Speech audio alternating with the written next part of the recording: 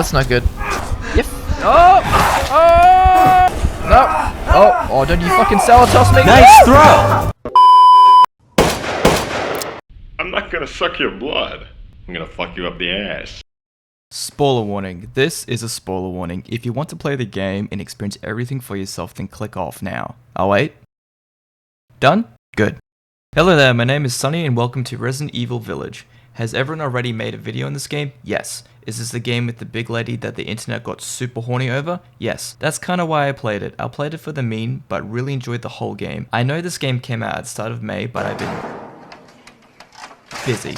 Disclaimer, this is more of a basic general outlook on the game, so if I missed something, sorry not sorry, love heart. Everything takes place somewhere in Eastern Europe. My guess is Romania, Transylvania to be more specific. The general vibe is pretty spooky scary from the locations, characters, and enemies you meet along the way. The story/plot of Resident Evil Village is about a moldy loaf of bread avenging his dead wife and retrieving his daughter. When you start up a new game, a neat little animation plays, Village of Shadows. Tells a story about a little girl running off and meeting a bunch of monsters. Little do you know, all the monsters are the fools you go to murder. The Batlord, Lady Dimitrescu, Dark Weaver, Beneviento, Fish King, Moreau, Ironsteed, Heisenberg, the Witch, Lady Miranda. Before you start murdering things, we begin in Ethan and Mia's house. Wait a minute! What the fuck? Why does Mia look so different? Who are you? It's not just me that thinks this. I did some quick googling. It turns out it's the same person for Village and Biohazard. Maybe it's something to do with the game engine. Anyways, Ethan and Mia don't realize that a 6-month baby can't comprehend the bedtime story meant for at least a 5-year-old. You continue to play Domestic Life Simulator while Mia is being a total bitch. What's that? Oh, hands off, mister. Just singe my flesh. You walk around the house carrying an absolute brick of a baby. God damn, that's a big baby. Little souvenirs around the house referencing Biohazard. Put the brick to bed and go back down to your standard loveless marriage. Dinner's about to be served, then all of a sudden someone does a drive-by and fucking destroys Mia. Oh! Jesus Christ! Surprised she isn't still one piece. My main man Chris is behind the shootout. Oh, it's your boy! Chris? What the hell? Sorry, Ethan. No! How? What? Okay, she's gotta be still be infected because there's no way she just tanks so many balls like that. Takes Rose, knocks you out. Wake up after a drink driving incident, gets spooked by a crow. Make your way to the village. Oh my lord. Where the hell am I? Looks like Bloodborne / Van Helsing / H.P. Lovecraft. Fuck yeah. The village's village is like the game's main hub. Everything is connected. As you progress throughout the game, you get keys and tools to get better stuff like treasure and crafting materials. When you do return to older sections in the village, there'll be some beefier enemies defending some super good items. When first arriving at the village, it really hammers in the vibe, everyone is dead. Oh, sir. Man, these guys got annihilated. Goddamn. A crucial moment is where you get your first gun and you encounter your first Lycan. Ah! Not the fingies, man! You really gotta aim for the head.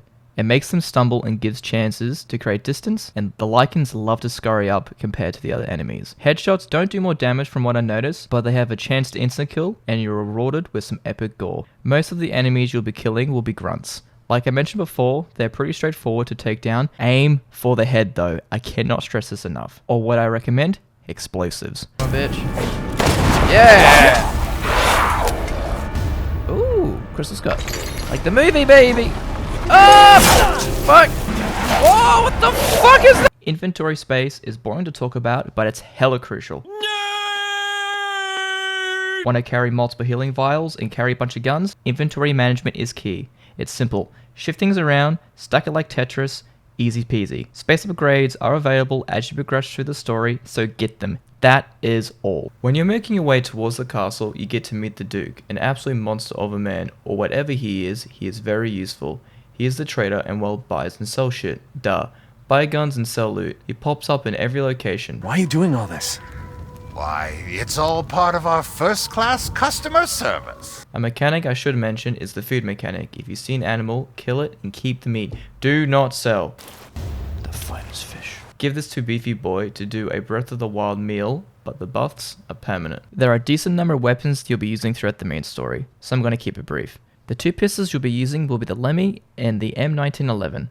They are pretty decent and will be used for dealing most of the basic enemies. There's also the V61 machine pistol. It just has more bullets and a better fire rate. Now the shotguns. the M1897, the W870 tactical shotgun, and the SYG-12. Very good for doing a ton of damage and very good for tougher enemies. The FT rifle is the only rifle in the game, but it's a pretty solid weapon. Does a lot of damage and good for dealing with enemies at long range. No shit. Now we're moving into the good stuff. The GM79 grenade launcher. This is a good gun for dunking on regular enemies and checking the ego on some. Slow to reload, but the damage is totally worth it. It also comes with two ammo types, explosive and non-explosive, but I don't really use the flashbangs as I rather just do more damage. And of course the M1851 Wolfsbane's Magnum. Yeah! I have the power of God! This thing does a fuck ton of damage and is great for deleting anything and everything. The ammo is super scarce though, so should be only used for bosses. Oh, whatever, I'm not your dad. Okay, Castle Dimitrescu. This part took me the longest compared to other areas. Guess you can put it down to me still figuring out the game, but goddamn. Entering the castle, you get ganked by the three daughters. This is where you properly meet Lady Dimitrescu for the first time and goddamn she thick. This castle section is about getting 4 masks to escape whilst running away from Lady Dimitrescu and her 3 daughters. As you progress through the castle, you pick off the daughters one by one. The first daughter chases you, then loses you, then finds you again. You run into a room, and you shoot the window letting in the cold as you whip out the shotty and delete her from the sensors. Now, the 4 masks you will need to open up the main door is Sorrow, Joy, Rage, and Pleasure. Make your way into the castle's dungeon to find the Mask of Sorrow. You get chased by Lady Dimitrescu, make it to the end, and you're rewarded with the mask. 1 down, 3 to go. To get the Mask of Joy, cross the courtyard, play the piano, get the eye insignia key, then delete the second daughter. After this little mini boss, you get the mask. Alright, halfway there. Head up the stairs to the main hall's upper floor to the south side. Make your way into the Hall of Pleasure to find, you guessed it, the Mask of Pleasure. To get out of the locked room, just do the old Bane switch. 1 more to go. Also, this is where you finish off the last daughter. The Mask of Rage is up on the roof. Do a bell puzzle, shoot some gross bats, and boom, you got the last mask. Put all of them onto the correct statue by checking the back. Time to finally put the sexy vampire mummy in the ground. After killing the big booby lady, you have this weird yellow flask. Whatever, weird. Turns out it's your daughter. Well, a part of her. So you gotta go get the other 3 to put her back together again with some super glue and elbow grease. But they are in the possession of the other villains. Nightmare House. Nightmare, nightmare, nightmare, nightmare, nightmare, nightmare, nightmare. This area is shorter than the others, but you'll see why. This is the Benefiento house, the creepy doll lady, and my god, does it live up to the name. It starts off kinda slow, but ramps up in the spook. You make your way down in an elevator, and you can tell something's off. Into the depths we go. Time to get fucking spooked. Oh. Oh, isn't that fucking lovely? You see the creepy doll puppet thing, then the lights go out and all of your fucking weapons are gone. A mannequin is lying on a table and set up in a way to resemble an autopsy of your dead wife. Okay, this is weird. Solve the puzzle to open a door down into a creepy as fuck basement where a well that reminds you of the ring. Nope. You go into the well and get a key for the elevator. As you climb back out, you hear some rumbling and a baby noise. When you go back to the autopsy room, everything is dark except for a red light and a blood trail. You followed the trail and holy shit! This section coming was so goddamn stressful.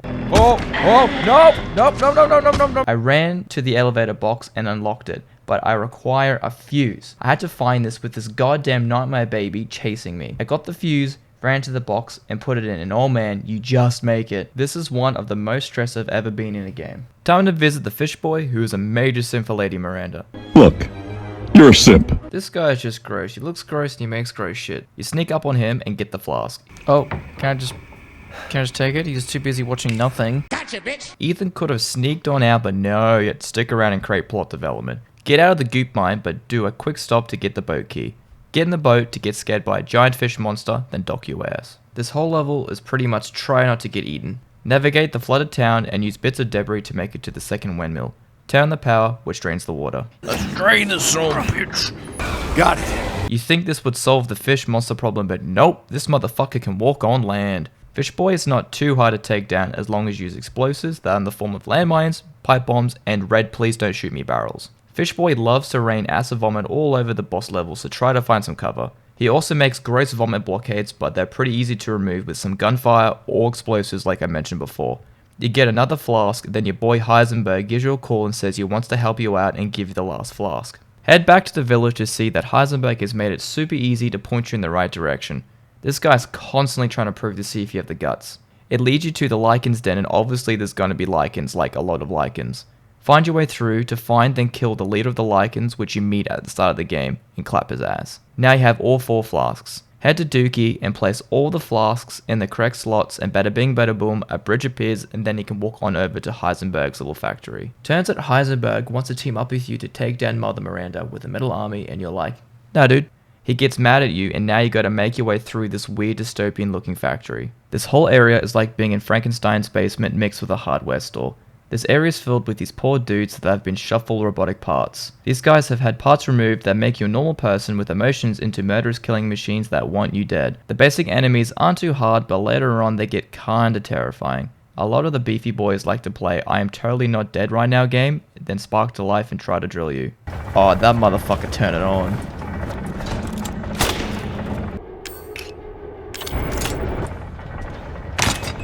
The main game mechanic in this area is getting a key mold and bringing it back to the mold room to make a key. You always make your way back to the mold room one way or another via shortcut. Continue your way through Heisenberg's lair without becoming a meat puddle. Mini boss time. You gotta fight Propeller Boy. He's pretty simple to take down.